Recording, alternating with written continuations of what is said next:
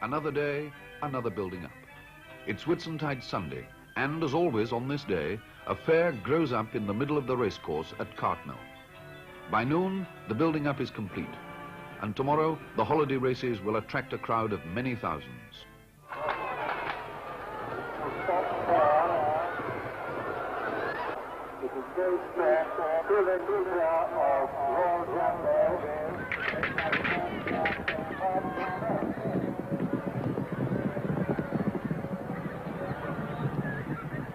This is an almost ideal site, as Showmen would desire, you know. We're where something's happening and it's in pleasant surroundings. Everybody's enjoying themselves on a day out, and it's really nice to take money at a place like this, you know. But all sites aren't like this by any means, I only wish they were.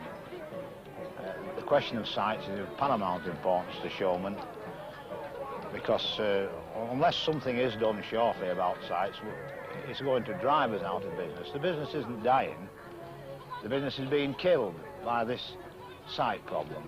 And a lot of it, I think, accrues to the motor car. Wherever there's open sites now, and even if it's been used for some time as a fairground, immediately they start using it as a parking plot, it's a car park, then it suddenly becomes no longer available to the showmen. They forget about the enjoyment it's given to hundreds of thousands of children. The authorities forget that we have a business and we want to be in a premier position, because after all, you never see Woolworths take a site in a back street, do you? Walter Scott has most of his career as a showman behind him. He has retired to the endless fascination of watching people in his amusement arcade, and passed on the tougher business of running the Dodgems to his son. For an old showman like Walter Scott, almost every fair is an enormous family reunion. His brother Willie has moved in from Kendal with his one-armed bandits. So has his niece, Mrs. Percy Cook, with her dart stall. Her husband has a children's roundabout on the next pitch. Walter Scott's daughter-in-law, Carol, has a chaeroplane ride. His nephew, Randall Harris, a winner gonk stall. His cousin, Francis Hoadley, a throwing and shooting booth. His niece, Mary Hives, a hoopla stall. His great-niece, Patricia Hill, a shooter ball stall. And his cousin by marriage, Mrs. Pauline Hoadley, a children's roundabout. In fact, almost everyone on the 50 stalls and roundabouts at Cartmel is related in some way to Walter Scott and to each other. The show people of Britain are possibly the largest closely related community in the world, larger than the royal households, more closely related than even the clergy of the Church of England.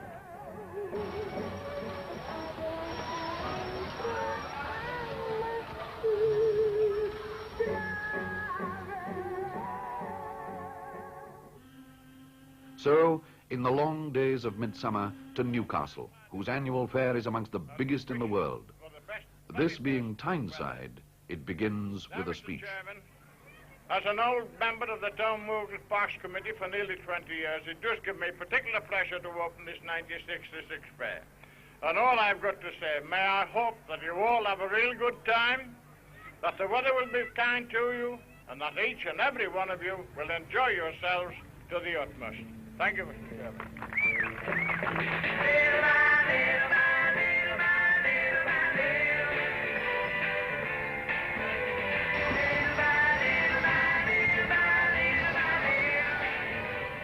Robert Green's caterpillar has crawled here by easy stages across the Pennines from Knutsford. The Evans family are here with their wall of death. Woman and child shall see this most remarkable, thrilling and sensational exhibition. In fact, almost every family in the fair business is represented by at least an uncle or a cousin. Have you done any wrestling, son? You look a bit small to me. Come up here a moment, let's have a look at you. Not counting the gypsies, whose living vans are segregated on the other side of the town moor, there are 300 tenants at Newcastle who have gained their coveted sites by inheritance or by paying several £100s to somebody leaving the business. Not here, much missed and fondly remembered, are Pauline Testo's Performing Fleas, which died last week. However, we are hoping to get some more and be able to open it at the weekend. see, there doesn't seem to be any fleas left in this country now. We get them by advertising, but people either haven't got any or won't admit they have. So we have to get them from abroad, and most of our supplies come from Portugal. If I can get a few within the next few days, I can put on a show, because the more simple things don't take very long, 2 or 3 days, like ballet and drawing carriages and so on, but cycling and the duelists, they take quite a bit longer. Another inspector at one particular fair, Cambridge as a matter of fact it was, and he went up to one of our side show chaps who had a flea circus, and he said, how long do you work your performers? He said, well, we change them over after each show, you know, we have 2 sets. And thought he was actually kidding, you see, but he wasn't. He said if he hadn't told him that, he was definitely prosecuted. Cruelty to fleas. We've had all sorts on the booth, challenging all comers. My grandmother used to challenge all comers off the front of the show. Mine, I suppose he shortened her life a little bit. She not to a great age, she only lived to about 85. But they tell me that she was really wonderful. No matter how much they threw punches at her, she could block punches, duck and weave, and they never hardly used to hit her.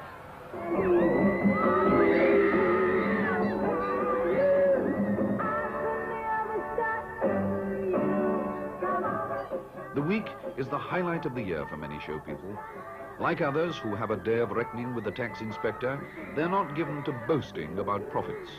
But this is one place where, in their own modest phrase, they count on taking a bob or two.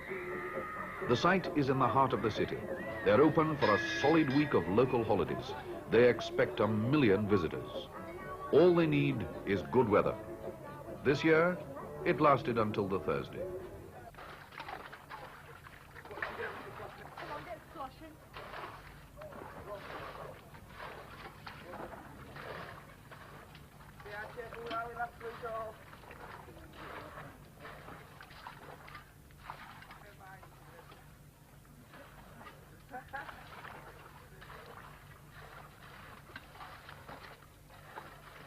The way things are going on in the future now, the petty restrictions we have against us, we're losing a lot of fairgrounds, and of course when we lose fairgrounds they put us in fields where there's an example of it now.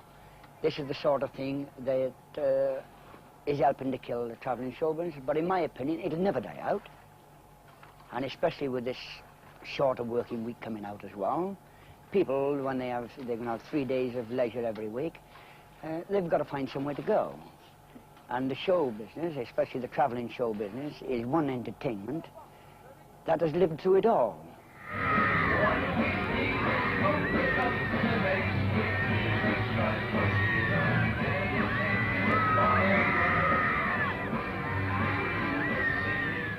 The one and only divulge with the famous dance of the 7 veils.